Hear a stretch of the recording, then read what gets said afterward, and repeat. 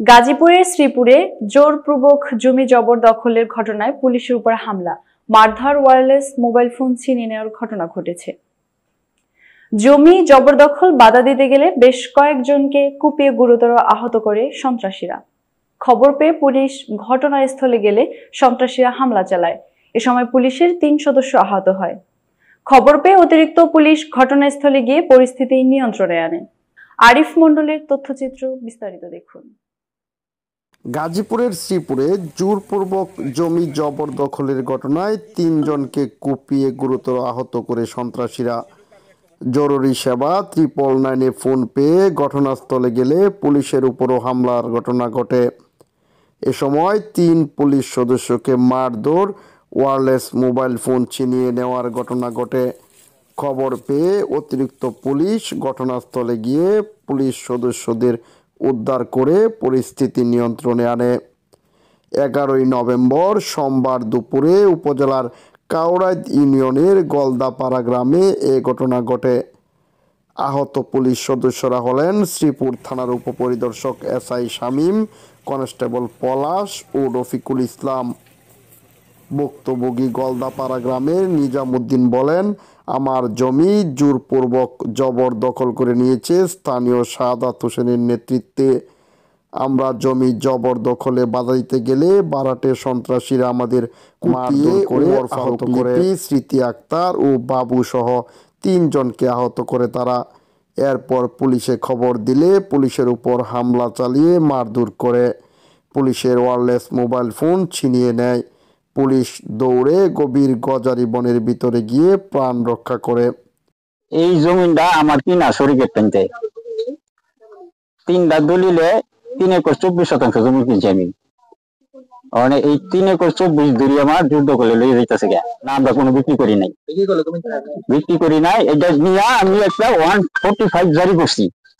তারপরে কিছুদিন আগে ভান্টোয়ারা মামলা দিছি, তারা আইন কিছুই মানতেছে না, বুঝছেন। আজকে কিন্তু পেউনে নোটিশ নিয়ে আইসেন, এই অবস্থা থেকে পেউনে বয়ে চলে গেছে। আমরা সুবিচার চাই। আর আমার যে ক্ষতিগ্রস্ত করছে দেখছেন তো, গাছপালা কি করে নষ্ট করছে।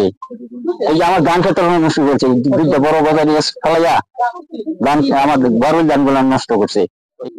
আমার বাপের সম্পদ পাইছি, তারপরে শাসার একটা সম্পদ মরে গেছে, শাসা বেচছে, শাসার হুদাকে বেচছি, আমরা 2 ভাই রাখছি।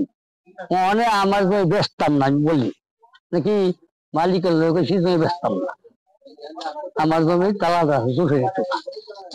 আব্বার জমিনে এই তারা গাছ লাগাই দিচ্ছে আর কি। অনেক কোম্পানির কাছে আমরা জমিটা বিক্রি করে দিচ্ছি।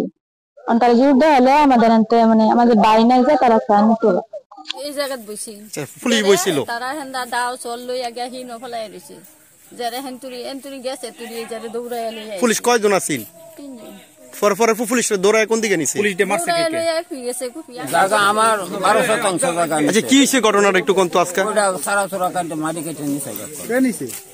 ওই বলে। জায়গা কি আপনি বিক্রি করছেন? না। তাহলে আজকে সকালে কারা জায়গা দখল করছে? আজকে এটা ওই বাড়ির জায়গা। আপনার টাকা আগে নিছে? না, আঙ্গরটা আজকে তো আপনারটা নিছে না? আজকে নিছে। তানিম তারেক মুশারফ আর আমার কাছে আতিকুল, এটি দৌড়ায় একটা লাঠি লিয়ে আইতেছে। তখন আমি যে সামনে আসলাম, পরে পুলিশ আমার ডিঙ্গায় সামনে গেছে, যে ভাবছে যে তার কাছে দেখলে দৌড় দিব, কিন্তু আরো যাইতেছে। তখন পাশের লোকেরা বলতেছে যে আইসা পড়ো করতে করতে দৌড়ে লাগছি। দৌড়ে হারিয়ে তারেক একটা বাড়ি মারছি পুলিশের পাশের মধ্যে। বাড়ি মারার সাথে পুলিশ নিচে পড়ে গেছে। পড়ে যাওয়ার পরে ওয়ারলেসটা ছিটকাই দিয়ে গেছে গা, আর ডায়েরিটা ছিটকাই দিয়ে গেছে। তখন ওই বাড়ির একটা ছেলে আছেন, ওয়ারলেসটা আমি পাতার তলা থেকে দিচ্ছে, ডায়েরিটা ওদিকে সাইডতে গেছে নিমে গাইলি। তখন এই যে তানিম আছে না, তানিমে আয়া হাইরা দেখেন আলা খিদ্রা যে দিছে, এটা আমি আর লক্ষ্য করছি না, তুলার মধ্যে নিচে তো আমি নিচের দিকে আমি আর লক্ষ্য করতে দিয়ে ছায়া দিই তারে কাম হে এইখানি ঘটনা জানি। তখন আমার সেই বাইকুত আছে না, যেটা জোয়ালেসটা নিচে রাখছে, উনি ফোন দিছে, উনি লয়ে যাইতেছে সেই মাথার, যে আমরা এই মাথাটা আছে মেরাটি দিয়ে যান। তখন পাইছে না, তখন উনি আবার উল্টে লয়ে আইসে, আয়া আমার বলছে যে হুলি রাখেন তো, সামনে আইতেছে তারা, পরে দিয়া দিবেন। তখন তারা আর গেছে নাইনের লোকেরা, আমার বাইকুত দিয়ে গেছে ফুরিত যাই আমার কাছ থেকে নিয়ে, পরে তার কাছে হুঁচাইছে। কি কি ছিল আপনার কাছে? ওয়্যারলেস আর ডায়েরি। আচ্ছা ঠিক আছে। এ ব্যাপারে শ্রীপুর থানার ভারপ্রাপ্ত কর্মকর্তা ওসি জয়নাল আবদিন মণ্ডল জানান, পুলিশের উপর হামলার খবর পেয়ে ঘটনাস্থলে গিয়ে আহত পুলিশ সদস্যদের উদ্ধার করে হাসপাতালে পাঠানো হয়েছে। যখন বিভিন্ন টহলে ছিল তখন ত্রিপল নাইনের একটা কল আসে যে কাউরা ইউনিয়নের যে জায়গার নাম হলো বললে পরে এখানে একটা মারামারি হচ্ছে। সেই মারামারির খবর পেয়ে আমাদের টিম আসে, আমাদের এসআই স্বামী টিম আসে। আসার পর তারা এখানে আসার পর যে দুই পক্ষ মারামারিতে আসার আগে হয়ে গেছে। তারপরে সে আমাকে বললো যে স্যার সব পরিবেশ সব থেকে আহতরা চলে এখানে মেডিকেলে আর কেউ না। তো সে যখন ব্যাগটা চলে যাচ্ছিল, ব্যাগটা চলে যাওয়ার সময় পিছন থেকে দুষ্কৃতিকারীরা আমাদের টিম হামলা করছে। হামলা করলে আমাদের সঙ্গে পুলিশ কনস্টেবল রফিক সে আমাকে হালকা আহত হয়েছে। আর খবর পেয়ে আমি নিজে আসছি, আমার পুরো সকল অফিসার ফোর্স নিয়ে আসছি। আশা পরিবেশ শান্ত, পরিস্থিতি স্বাভাবিক আছে আপনারা দেখেছেন। এবং আমাদের পুলিশের যে অস্ত্রগুলি ছিল সেগুলো কোনো কিছু নেই, সবকিছু অক্ষত আছে, কোনো সমস্যা আমাদের কোনো কাজ করে না। আর অয়েলে যেটা সেটাও সবকিছু আছে, কোনো কিছু কাজ করেনি।